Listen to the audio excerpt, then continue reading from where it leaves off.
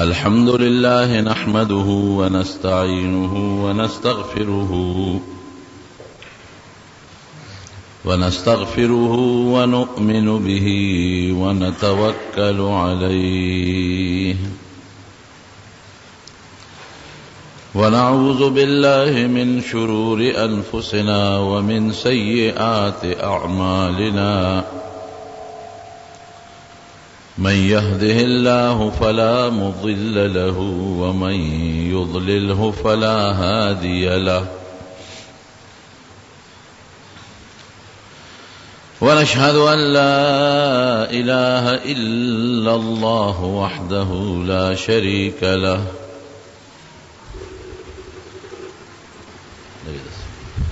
ونشهد أن سيدنا وحبيبنا وشفيعنا وسندنا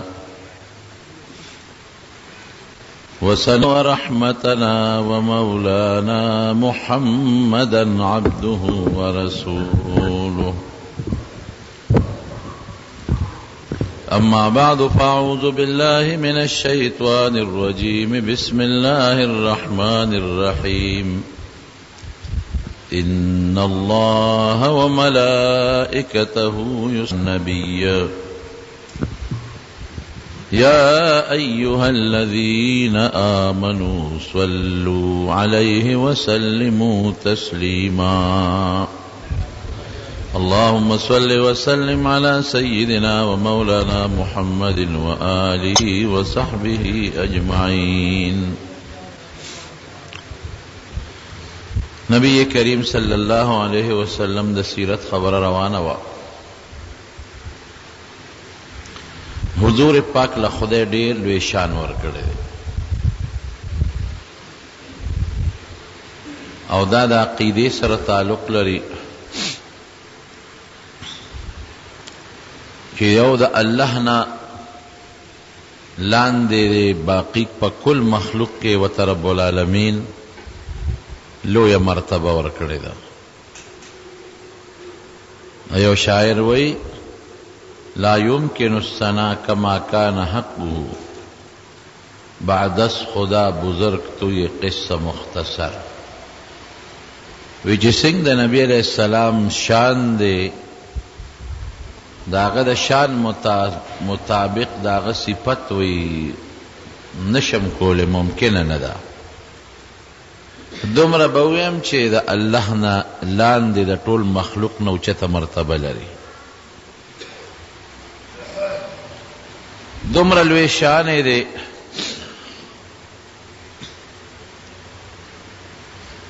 چې رب العالمین په خپله فرمایي څومره انبیا دي که آدم علیه السلام دی نو فرشتو ته حکم وکوي سجده ورته وکړي. دارنګ د هر پیغمبر د عزت او د احترام الله حکم کړی دی چې عزت او احترام یې وکړي. لیکن د حضور پاک شان کې الله عجیبه الفاظ استعمالی. وی زم په د درود ویم زما فرشتیم په درود وی او تاسو هم په درود وایئ. په نبی علیہ السلام درود شریف کې الله ځان مرګره کو ځان یې پدې کې یعنی د خپل قرآن شریف کې فرمایي چې تاسو درود وایئ زما فرشتیم په وی زم په ویم. دا د پیغمبر علیہ السلام ډېر لوی شان دی. او 13 جمعه چې مې درته د معجزاتو د پیغمبر علیہ السلام بیان کړی دی دا غم د حضور پاک لوی شان ته معلومیږي. هر معجزه چې څنګه د نبی علیہ السلام د نبوت دلیل دی نو دارنګ د پیغمبر علیہ السلام د لوی شان دلیل هم دی. جمعه تقریر چې به نبی علیہ السلام کو یو ستن و په جمعات کې د کجورې هغې ته به یې ډډه والې وه. نو یو ښځه راله او نبی علیہ السلام ته عرض وکړ صاحب زما یو غلام دی ترکان دی نو که دې خوښوي نو بدله څه لرګي ټک وی یو منبر بدله جوړ کړي نو تاسو به په هغې کښېنئ نو دمه به یې نو نبی علیہ السلام وتا بیا وروسته سوال جواب ولېږه چې هغه خپل غلام ته دې ووایي چې ما له د لرګو یو کرسی جوړه کړي منبر. نو بقیه ولاقه اوس د مدینې مقبره د هغې کې به د غز دا بوټي ولاړو، غرقد ورته وایي، د غز د هغې غز د لرګي نه د نبي علیه السلام دپاره منبر جوړ کړ. د هغې 3 پوړۍ وې. منبر چې راوړو کېښود، نو ګوره نبي علیه السلام د هر شي نه د دین فایده اخیستې ده. په هغې ودرېد او لمونځ یې صحابو ته کو په منبر اوچت چې تاسو زما نه چل زده کړئ، زه په دې طریقه لمونځ کوم. او چې کله د جمعې تقریر شو نو د هغه ستنې نه را روان شو او په هغه منبر کېناست. نو ستنې ورپسې جړا شروع کړه، ویې جړل، داسې وجړل لکه حدیث کې راځي چې یو بلار به اوښه څوک تنګی او چغې وایي، هغه په خپل بچي یریږي، داسې وجړل. نو حضور پاک مبارک د منبر نظر کوز شو ولاړ او د هغه ستنې نه یې دا لاس مبارک توکه ځان ته یې را نږدې کړه. نو وی داسې سلګی یې ووالې لکه یو ماشوم چې جاړي او پلار یا مور یې ځان ته را نږدې کړي او هغه سلګی ویوغلی شي. نو فورا د هغه اونې نه یې تپوس وکړو، وی وایه اوس تا وجړل، زما په لرېوالي دې وجړل. نو 2 خبرو کې یوه خبره ځان له خوښه کا، یا خدای الله نه سوال کوم ام په دې ځای به د خدای زرغونه کی او کجورې میوه به ونیسې او دا د دنیا خلق به د میوه خوري، اوچستن وه. او یا د الله نه سوال کوم نو تا به الله جنت ته یوسي او په جنت کې به د زرغونه کی او ټول عمر به د جنتیان میوه خوري. کومه د خوښه ده؟ یوه خوښه کا. که دی خوښه کړې وې چې دلته دا سوال وکړه د الله نه چې زه زرغونه شم او دنیا دا خلق کجور او میوه خوري، نو نبی علیہ السلام ورته فرمایش وکړو اب هم کېدله. دا به هم یو معجزه وه، څنګه چې دې ستنې وجړل او دا د پیغمبر علیه السلام معجزه شوه. لیکن ستنه هوښیاره وه، وی نه د الله رسوله دا دویمه خبره مې خوښه ده. مطلب دا که دلته ما کې میوه پیدا شي خو بیا به یو ځل وچېږم، او جنت کې خو چېدل نشته او جنتیان به مې میوې خوري. وی د الله رسوله دا دویمه مې خوښه ده. او نبی علیه السلام وفرمایل دا ستن به الله د قیامت پر ورځ اوچته کړي او دا به په جنت کې ښخه کړي او دا به زرغونه شي او جنتیان به یې کجور او میوه به خوري. څومره لوی شان ته د حضور پاک معلوم شو چې ستن ورپسې جاړي. بیا یو وخت کې په جومات اور ولګېد، دا ستن پکې لږه وسوځېده. نو صحابه بیا هغه چې نور کم سوځېدلی سامانو هغه خو یې د جومات نه لرې که او د ستنې له کنده وویسته لکه څنګه چې بنده مړې خښوي. هم په جومات کې دننه یې وله کنده وویسته، ستنې پکې سملوله او د پاسه یې ورباندې خاورې واچولې. نو د مسجد اوس هم د مسجد نبوي د پیغمبر علیه السلام د جومات چې کم ته ریاض الجنت وایي د هغې خاوره هغه ځای کې چې خلک منځونه کې ستن لاندې پرته ده. که ستن خاورې شوي مي خو د هغې د پاسه په زرګونو په لکونو خلک لګیا دی او منځونه پکې کوي او مبارک ځای کې پرته ده. زمارونو حضرت انس د پیغمبر علیه السلام یو ځل صحابو ته وفرمایل وی یو ماشوم هوښیار غوندې راله وګورئ چې زما خدمت کوي. نو ابو طلحه یو صحابیو ښځې نوم ام سلیمو، د دې انس دا د ام سلیم بچی دی. نو ام سلیم ته وایي چې دا انس مونږ نبی علیه السلام له نه بوځو چې خدمت یې کوي. ډېره ښه ده. نو دې ماشوم راوست د 10 کالو، حضور پاک ته یې پرېښود، وی صاحب دی به ستا خدمت کوي. وی ډېره ښه ده. 10 کاله دی حضرت انس د نبی علیه السلام خدمت کړی. دی وی په دې 10 کالو کې ما ته اف قدرې نه دی ویلې. نو یو ځل یې دا مور راله نبی علیہ السلام ته وایي چې د الله رسوله دا انس تا خادم دی دعا ولا وکړه. ګوره دې معجزې ته ګوره اوس.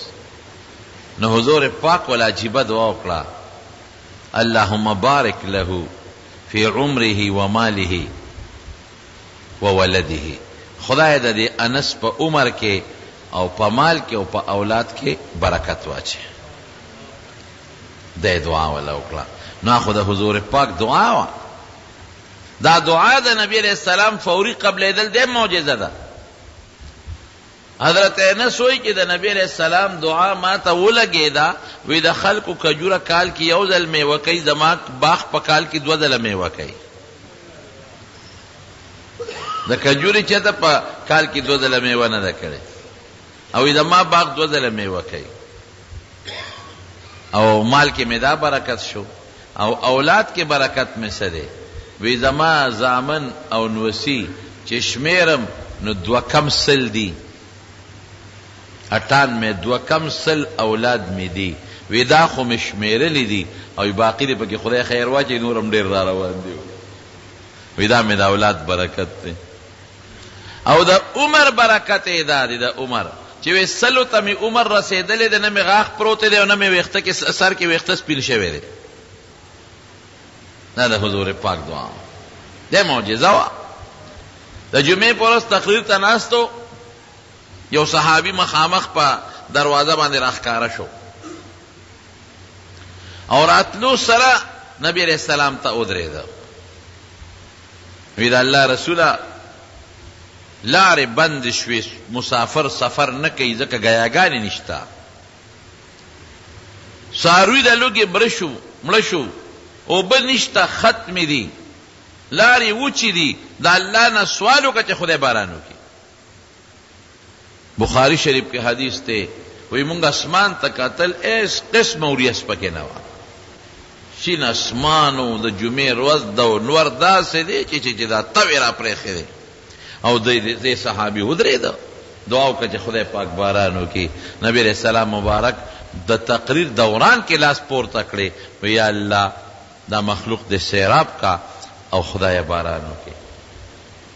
وی چې څنګه لاس مبارک نبی اسلام اوچت کړل، وی داسې یو غونډس کې وریځ رااله مخامخ د مدینې د پاسه شوه، او چې پوټینې وریځ رااله خوره شوه، او خورېدو سره فورا ګلز ګلوز شروع شو، باران شروع شو. وی داسې باران وشو چې په دغه ورځ هم باران و. د خالی اتوار ګل نهه چهارشنبه زیارت بلې جمعې پورې. وی بلې جمعې چې مانځله موږ سنګرالو بارانونه دي او دا باران وریږي. وی هغه صحابي یا بل صحابي پاسېده، اے د خدای رسوله لارې بند شوې، د چقړو د لاسه څوک سفر نه کوي، او مخکې څاروي د تندې لوږې د لاسه هلاکو، اوس د باران د لاسه هلاکېږي. د الله نه سوال وکړه چې خدای دا باران بند کړي. نو حضور پاک مسکی شو چې تېره جمعه د باران غوښته چې لارې بندې دي، څوک سفر نه کوي د ګیا د لاسه. اوس وی لارې بندې دي، چقړو د لاسه څوک سفر نه کوي. مسکی شو. نو بیا لاس پورته کړه، وی خدایا دا باران د مدینې نه لرې کې او په غرونو یې ووری او په ځنګلونو باندې ووری، او چې کوم ځای چینی دي په هغه علاقو یې ووری چې دا اوبه پکې زیاتې شي. وی چې نبی علیہ السلام داسې په ګوته اشاره کوله، وی مونږ ورته کتل چې ورېځ به داسې تله، چې داسې اشاره کوله ورېځ به داسې تله، چې داسې اشاره کوله ورېځ به داسې تله، چې داسې کوله ورېځ به داسې تله. وی چې مونږ زموږ مو کتل د مدینې نه ګیر چاپېره ورېځ ته و، د مدینه کې ښه مدیدار نور دی او اسمان ښکاري. دا فوري دعا قبلېدل دا هم د نبی علیہ السلام معجزه شو. دوی شان یې معلومیږي. حضرت ابو هریره رضی اللہ عنہ مسلمان و مور کافر، مور به وها، وی واپس دا خپل د پلار نیکه دین دی اختیار کا د وینا. بیا به مور وها. یو ځل راغی نبی علیہ السلام له جومات ته، وی د الله رسوله وی اوس لاړم مور والم، او راته وی چې واپس د پلار نیکه دین ته رالاړ شه، دا اسلام دې پرېږده. د خدای رسوله زما د مور د پاره دعا وکړه چې زما د مور خدای مسلمانه کړي.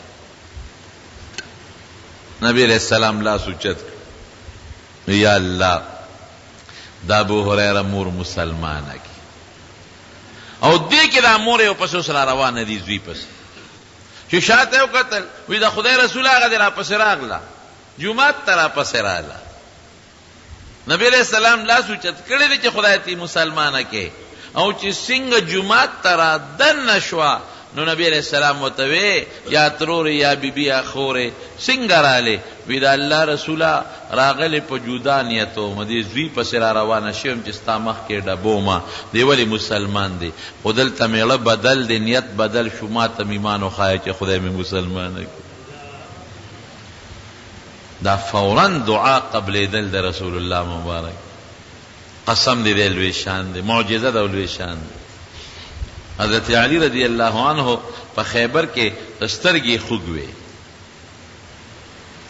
د خیبر یو قلعه او سخت قلعه صحابه جنگو که خو فتح نشوا پس بیا جنگو که خو بیا فتح نشوا په دریم ورځ باندې نبی علیہ السلام د شپې نه اعلان وکړ وی سار لبدا قلعه خدای فتح کوي او دا هغه چا په لاس به خدای فتح کوي چې دا هغه به الله سره مینی او دا الله باغ سره مینه يحب الله ويحبه الله دا هغه سړي به خدای سره مینه دا خدای به سره مینه دا هغه په لاس به خدای فتح کوي چې سار وختي شو جنډا وسره وا صحابه داسې مخ کې تیرېدل دا ارچا دا ارمانو چې دا جنډا مال راکی او قلا زما په لاس فتح شي ولې چې دا چا په لاس فتح شو دا غل لوی منقبت ته چې دا خدای سره مینه دا او دا خدای وسره مینه دا فوراً تپوسو کو وی این علی ابن ابی طالب وی علی سشو وی سیب سترگی خوک دینا جوڑا دے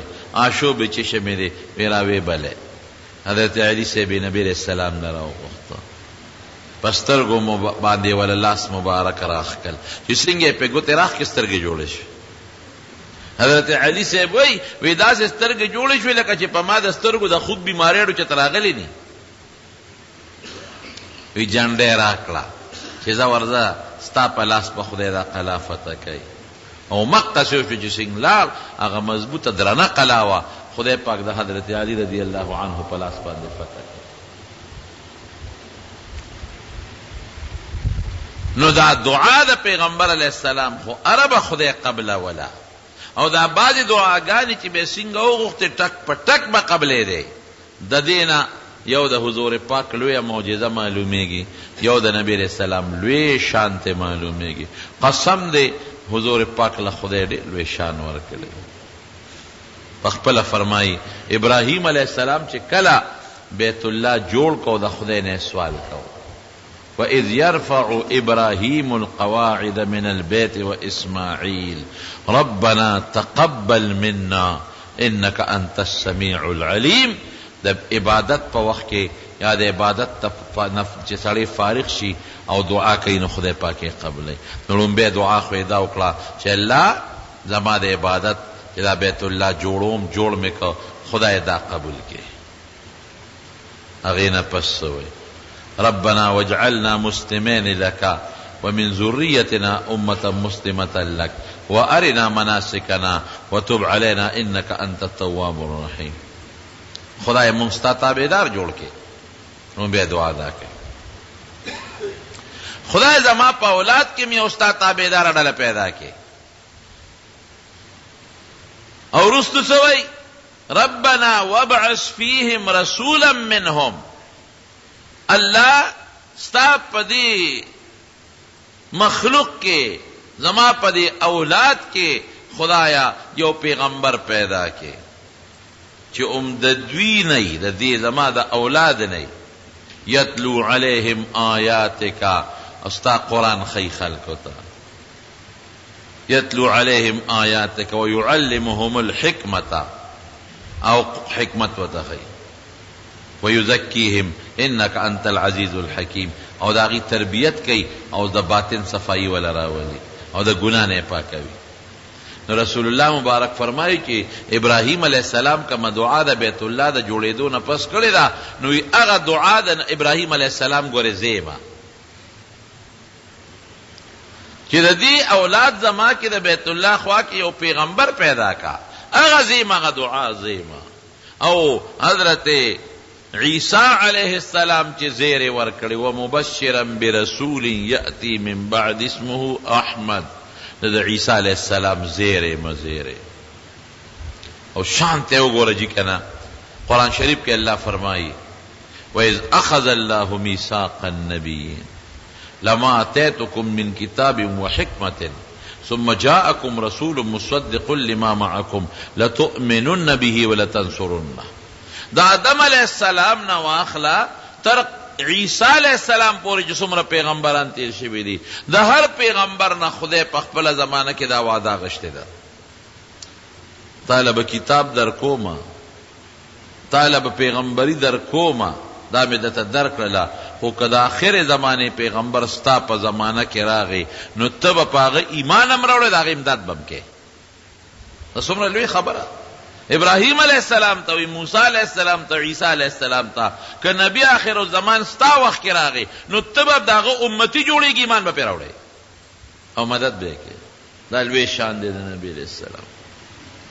حضور پاک په خپله فرمایي انا سید ولد آدم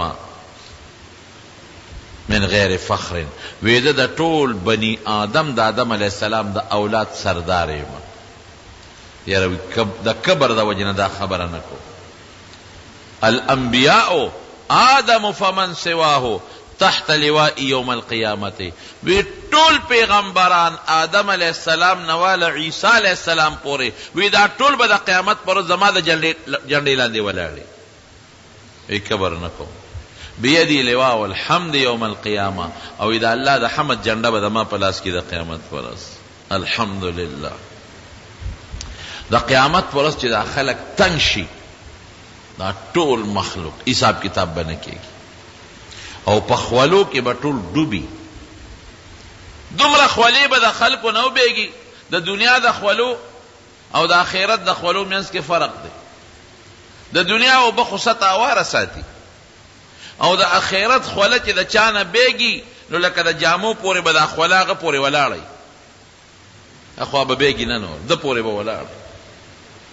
خولو کې به جب جوبي دا خله، نه پکې پکې شته او نه پکې ایئر کنډیشن شته او نه پکې هوا شته، نه د سر سورې پکې شته، نه جونګړه شته او نه کوټه شته، نه سمسه شته او نه غار شته چې سړی پکې پټ شي.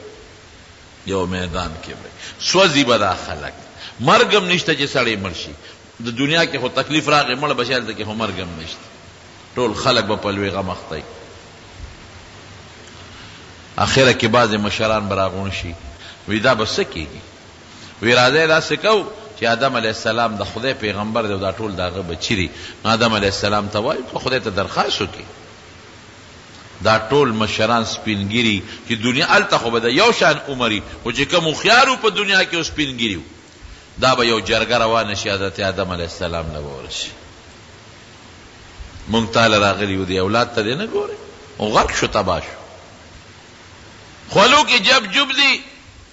جنت دوزخ خو یو طرف ته که یا جنت یا دوزخ، خو د خدای دپاره خدای ته سوال وکړه چې د اولاد سره د حساب کتاب شروع شي، یا جنت دوزخ خو چې دې غم نه خلاص شو.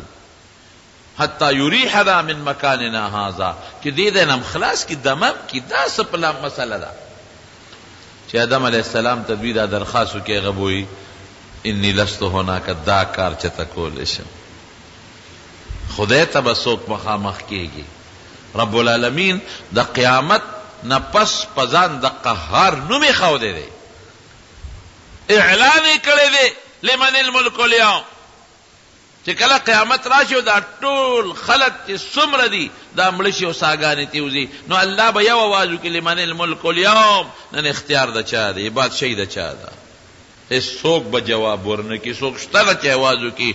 رب العالمین به په خپل اواز وکړي لله الواحد القهار، نن بادشاهي د هغې ذات ته چې یو د شریک نه لري او ډېر زورور دی. این ملوک الارض، د ځمکې بادشاهان څه شو؟ روځئ که نه؟ د ځمکې بادشاهانو روځئ، څوک کش نشي کولی. د الله زور چې راشي، د الله زور قسم په خدای که څوک هم ټینګېدی شي د الله زور ته. اخو د خدای قهر، د خدای غضب په جوش کې راغلی دی. حضرت آدم علیہ السلام د ټولو انسانانو نیکه او پلار او پیغمبر لومبي پیغمبر د پیغمبرانو نکاح نو لست هناک دا کار نشم کوله. ولی نشي کوله؟ ما ته الله ویلو چې اونې لبه ګوتې نوړې بوټي له په جنت کې، او ما نه غلطي شوې ده، ما اونې له بوټي له ګوتې وړلې دي. اوس که ما نه خدای تپوس وکړي چې دلته وله سپارښونه کې اونې له دې ګوتې ولې وړې، نو زه به خدای له څه جواب ورکوم؟ عصیت ربي. حالانکه قرآن وایي چې آدم علیه السلام کم وخت کې بوټي له ګوتې وړې نو شیطان قسمونه ورته خوړلي وقاسمهما انی لکما لمن الناصحین، قسمونه ورته خوړلي د شیطان چې درته رښتیا خبره کوم ستاسو خیر غواړم، دې اونې له ګوتې یوړی دا میوې وخورئ دې کې خیر دی، او قسم یې ورته وخوړو. نو ګوره هغې خو د دنیا د ظالمانو خلقو قسمونه نور اورېدلې که نه چې دا په دروغه به څوک قسم وخوري، چې ورته وې زما د خدای په ذات قسم، وي چپ چپ چپ چپ خدای باندې قسم ولاله راشه چې زر خورو. هغې خو وی چې د خدای نوم په دروغه څوک څنګه استعمالوي، د خدای په نوم په دروغه او په دوکه قسم څنګه خوري. خو چې څنګه ګوتې یوړې بوټي لا نو بس الله غضب په جوش کې راغی. تا ته ما نه الم انهکما، تاسو ما نه منې کړې ان تلکما الشجره، د دې ونې نه چې دې له به ګوتې نه وړې، دا ولې مو له ګوتې یوړې؟ قرآن کې الله وی فنسیه ولم نجد له عزما، وی د آدم علیه السلام ته چې شیطان قسم وخوړو نو د هغه نه یېره شوه هغه خبره. الله وی زه نه ویم، الله وی یېره شوه، او دا په پخته اراده باندې د دې بوټي نه پاڼې نه دي شو کولی، د بوټي میوې په پخته اراده نه ده شو کولی چې قسم یې وخوړ خبره ته یېره شوه. فوراً د جنت جامې لاړې ختمې شوې. بوټي کې خاصیت ده، فوراً د اودسماتي فکر جوړ شو، اودس په اوسماتول غواړي، فوراً لاړې پیدا شوې په خوله کې، فوراً خوله شروع شوه د وجود نه، د دنیا خاصیتونه پیدا شو. اوس به څه کېږي؟ اوس ځمکه پکار ده هغې له جنت کې نه راکوټې اودسماتې کولی شي. آدم علیہ السلام د دواړو ضرورت محسوس کړ. جنت کې لاړې نشو توکلی، خوله کې لاړې پیدا شوې. جنت کې بوی نشته، خوله بدبویه شروع شو. د پیغمبر خوله پاکوي، هغسې بوی نه کوي لکه زمونږ غوندې، خو بیا هم د جنت سره دغه نه لري صلاحیت. ما ته نه وی چې دی ګوتې موړی وله، الله د قسم وخوړ، مونږ خو یېره شواړو، پوی نه شو په ځان، او ګوتې یې وړ. فطفقا یقصفان علیهما من ورق الجنة، بربند شو بالکل. نو دا حیا د انسان فطري شی دی، د جنت پاڼو پسې منډې والې او هغه پاڼې یو بل سره تړلې ځان نه تاولې. خدای پاک د جنت نه راکوز کړل دنیا ته، چغې به یې والې ربنا ظلمنا انفسنا وَإِن لَّمْ تَغْفِرْ لَنَا وَتَرْحَمْنَا لَنَكُونَنَّ مِنَ الْخَاسِرِينَ. الله په ځانم زیاتې کړی چې د قسم وخوړ چې تا سره مشوره خو م کړې وې، چې د قسم وخوړ چې د فرشتو سره مشوره خو م کړې وې چې الله منې کړي او دې د خدای نوم استعمالي قسم خوري څه وکړم؟ پوه نه شو. نو دا مو څه وکړل؟ نو آدم علیہ السلام به هغه خلکو ته وایي انی لست هناکم، نشم کولی دا کار، که ما ته وایي چې تا ونې له ګوتې ولې وروړلې، میوه دې ولې خوړلې، زه به رب له څه جواب ورکوم؟ وی بنګ څوک وی نوح علیہ السلام له ورشه، ما نه پس لومبی رسول او د دویم نمبر د دنیا نظام او آبادي د هغه نه شوې ده، بی به راشي حضرت نوح علیہ السلام نه. خدای دپاره ته جلیل القدر پیغمبر، ستا پلاس خدای دنیا دوباره آباده کړې ده، او مخلوق ستا نه بیا خدای آباد کړی دی، ستا د ملګرو نه. الله ته درخواست وکړه چې د حساب کتاب شروع شي. لرې شی زه کوم ځای کولی شم؟ انی لست هناکم، نشم کولی. ولې نشي کولی؟ الله ته مې یو سوال کړی و، پې خفه شوی و په دنیا کې. دو خبرې دي په حدیث کې، یو دا چې کم وخت کې کشته تا خلق اختل او دریاب چپې شروع کړې، ځمکې اوبه راویستې او د بر اسمان نه اوبه راوورېدلې. نو زوی یې ولاړ، زوی ته یې آواز وکړ یا بنی ارکب معنا، بچې راشه مونږ سره سور شه. او ته څه وایي؟ وی زه به دې جودي غر ته وخېږم، سآوي الی جبل یعصمني من الماء، دې غر ته به وخېږم، ما به د اوبو نه بچ کی. لا عاصم اليوم من امر الله، بچې نن د خدای د عذاب نه بچ کېدل نشته، څوک هم نه بچ کېږي. مه کوه دا خبرې کولې، وحال بینهم الموت، چپه په میانس کې مضبوط راله فکان من المغرقین بچی غرق شو. الله تسوي یا خدایا ان ابنی من اهلک، تا خو ما ته ویلیو چې ستا بال بچو به بچکوم په کشته کې، نو زما دا زوی ولې غرق شو؟ هغه غرق شو زوی چې د سړي مخ کې غرق کېږي نو له صدمه خو راځي که نه. نوها انه لیس من اهلک، دا ستا اهل نه دی، ستا پلار چې کوم روان دی هغه ستا اهل دی. دا عمل انه عمل غیر صالح، خو بد عمل دی او ته خو پیغمبر. نو کمانه خدای تپوسو کې چې تا ولې د هغه کافر بچي د پاره سوال کو چې دا غرق شو، نو زه به څه جواب ورکوم؟ او دویم دا چې ما ولا دعا کړې و دې قوم لا، څه مې ویلو؟ ما وی رب لا تذر علی الارض من الکافرین دیارا، خدای دا کافران ټول تبا کا، دا ټول غرق کچ یو کور د دوی پاتې نشي. انک ان تذرهم یضلوا عبادک، خدای دا کافران کته جمدی پرې دی، دا دعا یا چې کوم مسلمانان کړي دا له واپس خرابای، دا خرابی دا واپس کافران کی دی پس انقطی دی. ولا یلیدو الا فاجرا کفارا، او خدایا دا تمام امتینی نشته چې بچی به نیکان پیدا شي، چې څومره ته پیدا کیږي غره دوی نه زیات رامیان دي. دا تجربه میں مشونه نیم سو کاله کې ته سړی زوی پیدا نه شو، خدای غرق کې کا، نو چې خدای ټول غرق کړل کشته کې وسره لک کسان پاتې شو، نو کمانه خدای دا ته پوزو ګچل ته وته خیره کولې دلته سفارشونه کې څه جواب ورکو نشم کول. خمون سوکو یروی دمانه پس یو لوی پیغمبر دی او د خدای په ډېر مهربانو ابراهیم علیه السلام هغه لاړ شي. دا قوم په جرګه راشي ابراهیم علیه السلام، اے ابراهیم ستانه خدای لوی پیغمبران پیدا کړی.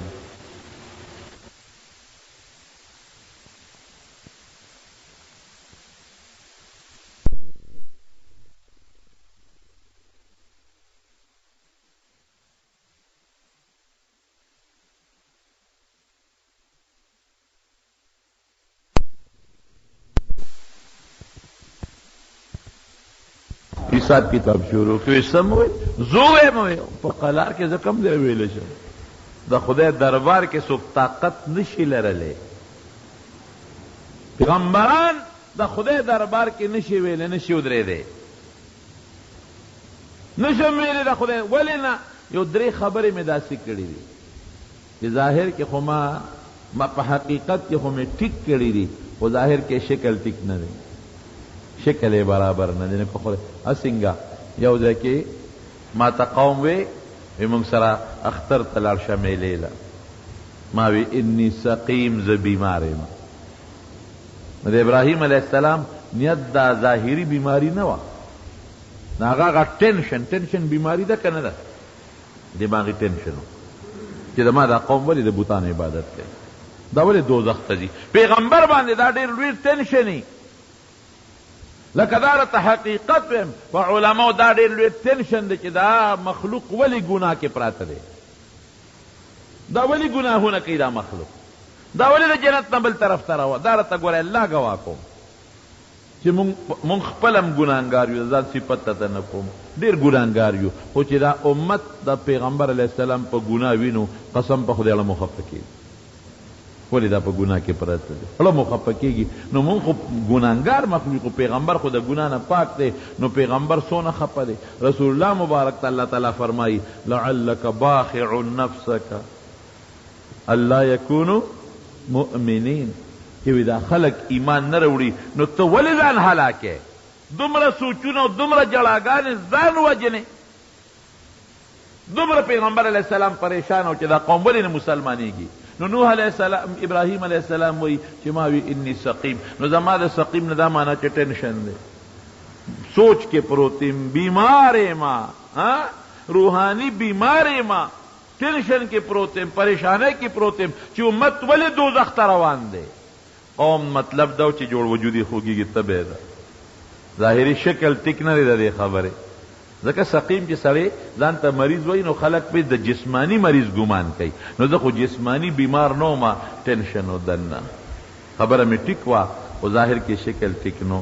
او یو دوه نور هم داسې خبرې شوي دي چې ظاهر کې شکل ټیک نو،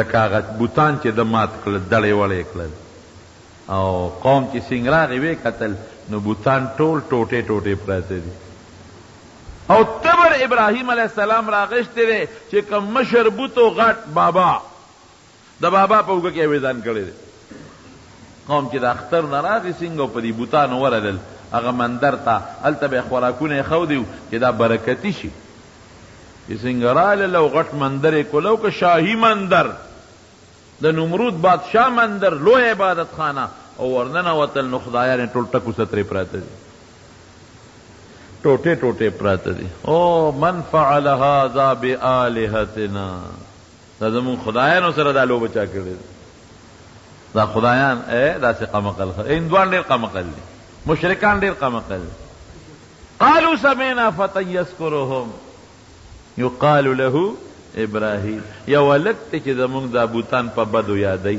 نوم ابراهیم دی وی ورشه راولی ابراهیم علیه السلام یې حاضر کا ورته څه وایي انت فعلت هذا بآلهتنا زمونږ دا خدایان تا ټکو سترې کړي دي دا تا والی دي ابراهیم علیه السلام ورته څه وایي ویل ډز څوک کوي چې چا سره تماچه یو که څوک خالی لاسي وایه که تماچه چا سره ورته وی ته برګې د بابا په اوږه کې دی هغه نه تپوسو بل فعله کبیرهم هذا فاسألوهم ان كانوا ينطقون وی دا هغه ټوپک چې د چا اوږه کې دی تبرګې د چا په اوږه کې دی غصه کې راغلی دی ده وال کړي دی دا بابا چې دی دا غټ بوته دا ورته غصه شوی دی بچو ته کله سړی غصه شي نو شروع پې وکړي که نه نو تبرګې د هغه په اوږه کې ویزان دی وهل ده کړي دي تپوس ما نه کوې فاسألوهم تپوس ته وکړه چې چا والی یې که نه ان کانو ینطقون که خبرې کولی شي نو تپوس ته وکړې هغوی چې یو بل ته وکتل چې بابا خو وال نه شي کول بابا ځان نه شي راقولی نو غزار به څنګه وکړي او تبرګې په اوږه کې دی نو داسې نو پوه شو چې خو واقعي چې غزار نشي کولی ځان نشي د بل د غزار نه بچ کولی ماله به خورې زوی راکړي ما به د بیماری نه بچ کړي ځان نشي بچ کولی ما به بچ کړي دا مشرکان چې د بوتانو عبادت کی دا الله نه ساوه چې هر څوک د چا عبادت کوي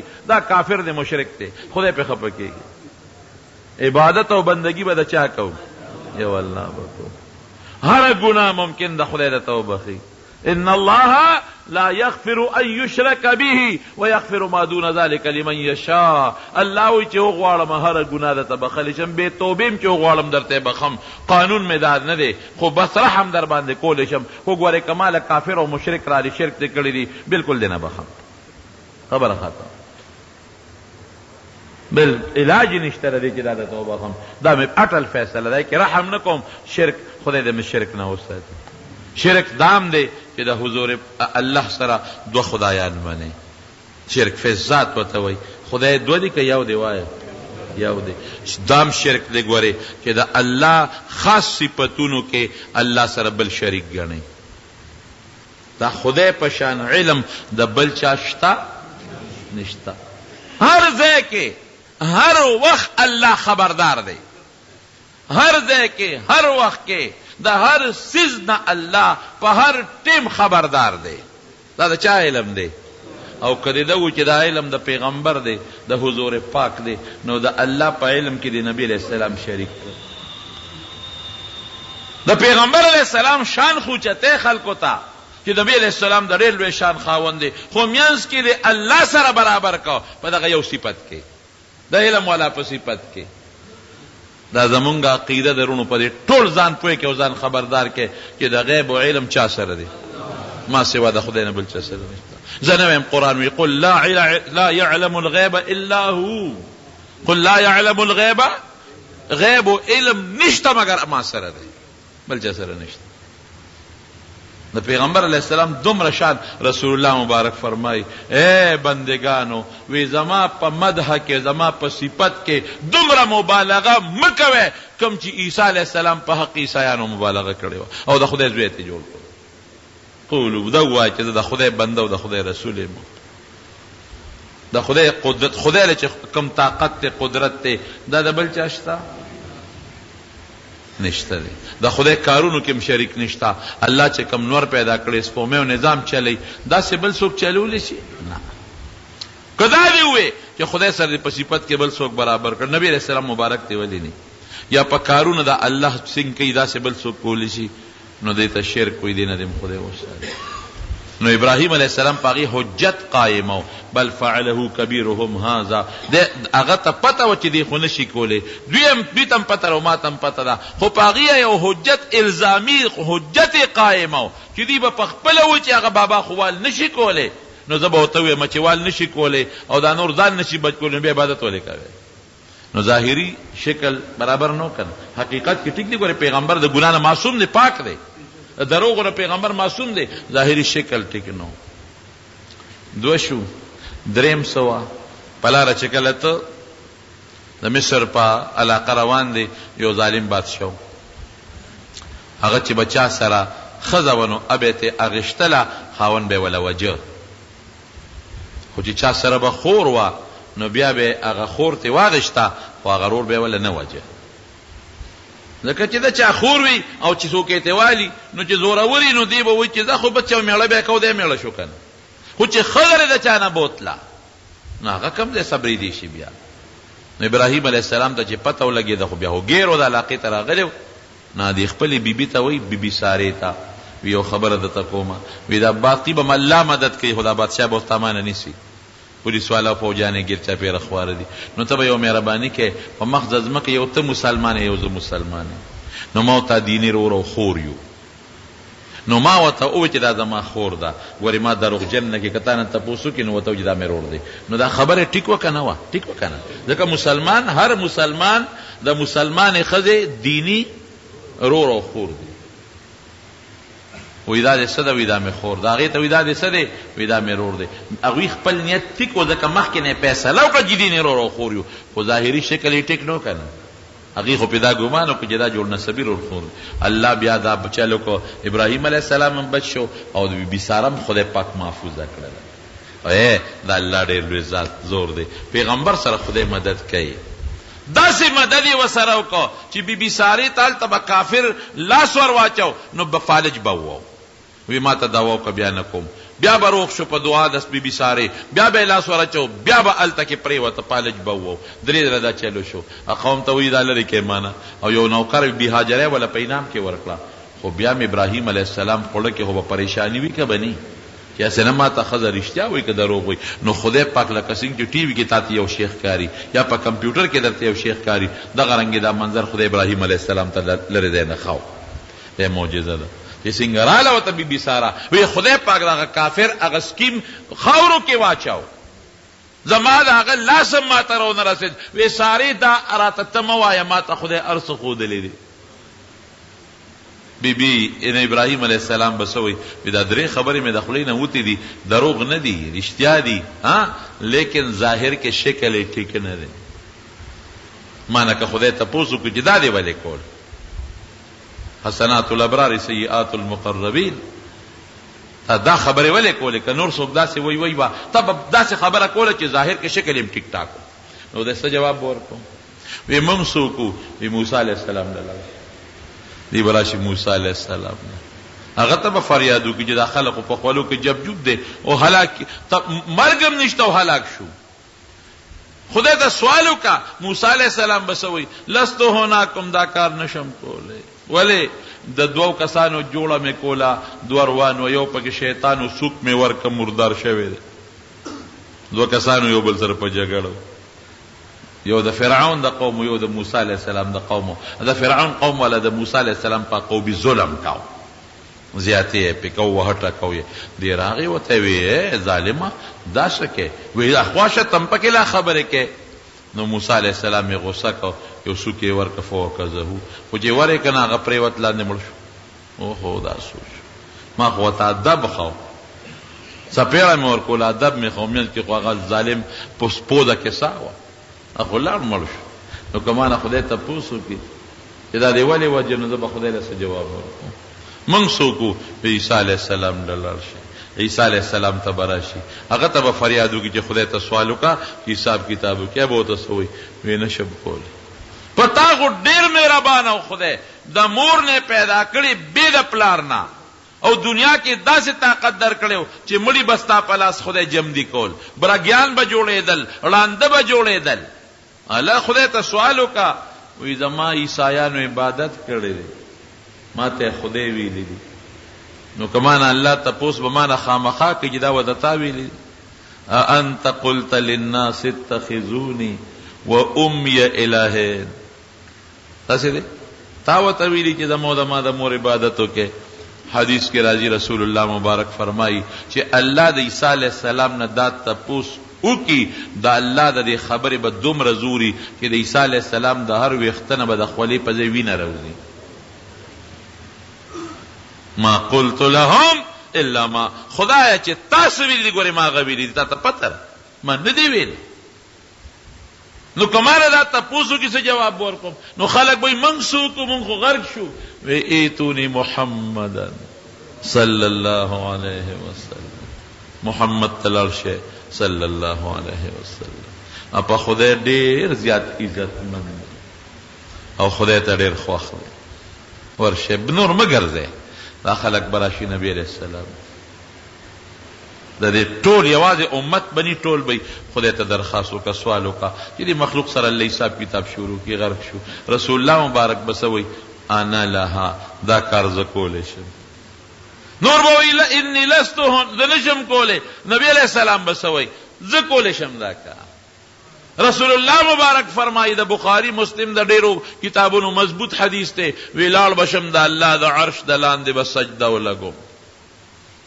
او داسې حمدونه به د الله ادا کم چې اوس زماړه کې نشته هغه وخت به ما ته الله وښایي د عرش لاندې به سجده ولګم څومره سجده د دنیا د اور وزو برابر سجده هلته خو شپې ورځې نشته خو د دنیا په اندازه د یوې هفتې برابر سجده به مې لګولې نو حضرت جبریل علیہ السلام براشي نو ما ته به وي ارفع سر دې پورته کا اشفع تشفع شفاعت کا وستا شفاعت قبلیږي سوال کا وستا دعا قبلیږي شبا نو زبا لومبه په مسلم کې دا روایت بخاری کې بل شانتی دی هغه رسو د تویم یا الله د مخلوق سره دی حساب کتاب شروع دا سوال به الله به حساب کتاب شروع کول به ګرانی او چې کله شروع کی د دنیا د شپږو غنټو په اندازه به الله ټول انسانانو پیریانو سره حساب کتاب وکړي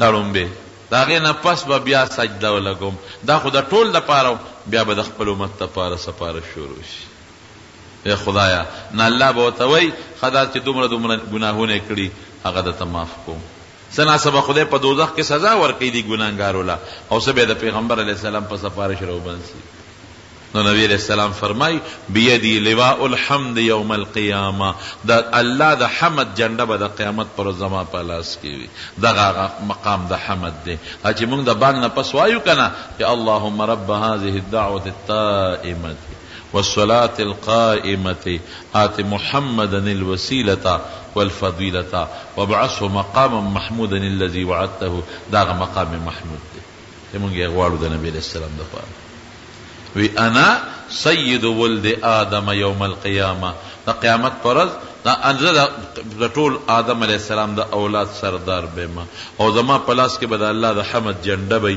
او آدم علیہ السلام آدم الانبیاء آدم فمن سواه تحت لواء یوم القیامه ټول پیغمبران آدم علیہ السلام نه عیسی علیہ السلام پورې د قیامت پر ورځ زما د جنډې لاندې ولاړ او د ټولو نه مخکې وی موږ د ټولو نه اخیری امت یو او حساب کتاب به موږ سره د ټولو نه مخکې کېږي دا لویه خبره او جنت ته به زما او امت د ټولو نه په زیات تعداد کې داخلېږي یو ځل نبی علیہ السلام فرمایل وی ما ته خدای امتونه خور یو پیغمبر هغه سره به یو کس روانو یو امتی یو سره به دوه روانو یو سره قوم بل سره ډله بل سره ډله بل سره ډله وی یو دا اسمان دا غاړه مې ولیدله چې داسې یو شان ډکه وه وی ما جبریل علیہ السلام ته چې دا جوړ زما امت دی وی نه دا موسی علیہ السلام خپل امت کې روان وی دې نه پس مې د اسمان دا غاړې ولیدې چې دا ټولې ډکې وې وی مې چې دا څوک دي وی دا ستا امت دی د ټولو امتونو نه په زیات تعداد کې به د نبی کریم صلی الله علیه وسلم امت جنت ته ځي. او کته وی دا ډیر دي نو ځکه ډیر دي کنه، نه حدیث د بخاری دی وی ستاسو مقدار د نورو ډلو په مقابله کې داسې دی لکه د سپین غوی په شا کې چې یو تور داغ دی، د یو سپین غوی په شا کې چې تور داغ دی، دومره تاسو لګی. نور امتونه ستاسو نه ډیر زیات دي، ډیر انتهایی زیات. یاجوج و ماجوج ته ګوره څومره دي او نور څومره دي. او بیا به د 200 جنتیان رسول الله مبارک د امت نه، او یوې سبا د ټولو نه وي. او چې کله د جنت ته د ټولو نه مخکې به زو زما امت جنت ته داخلي، او چې جنت ته ورځم نو ټولو نه مخکې د جنت دروازه به زه وړقومه، نو دننه ماله څوکیدار اواز راکړي څوک یې، زه به خپل نوم ورته واخلم. وی بېکه امرتو ستا متعلق ما ته حکم شوی دی چې تر څو دې نی راغلی سره د امته او د جنت دروازه باندې نی داخل شوی نو نور څوک به هم نه داخلی، څوک به نه پرېږدي. الحمدلله دا لوی شان دی د نبی کریم صلی الله علیه وسلم. وی زما چې د هر پیغمبر حوض دی، نبی علیہ السلام وی زما چې کم حوض دی کوثر، وی په دې ته به د ټولو نه زیات خلک راځي او به بس کی په خپل لاس به زه امت له اوبه ورکوم. او بې د شاتو نه خوږې دي، د پیو نه سپینې دي، د واورې نه یخې دي، او په هغې چې کوم لوښي پراته دي د اسمان د ستورو نه هم زیات دي. یو ځل چې چا اوبوس کړي تر ابدالابد پورې به تږي نه شي. دا د رسول الله مبارک لوی شان. مارونو قرآن کې الله وی وکان فضل الله علیک کبیرا، پتا د خدای ډېر لوی احسان دی، ډېر لوی احسان. حضرت آدم علیہ السلام یو حدیث کې راځي چې کله خدای پیدا کو بی بی حوا پیدا کړله، نو آدم علیہ السلام کې فطری تقاضا و بی بی حوا ته ورنږدې شو، نو یې صبر کوله، نکاح دله تړم، ډېره ښه ده. په جنت کې ولا خدای نکاح تړله، وی مہر به ورکې. آدم علیہ السلام ته وای مہر به ورکې. الله مہر څه ته وای؟ وی زما د آخر زمانې پیغمبر باندې یو ځل درود شریف ووایه، دا د مہر شو. د نبی علیہ السلام یو ځل درود شریف د بی بی حوا او د حضرت آدم علیہ السلام مہر دی، مہر.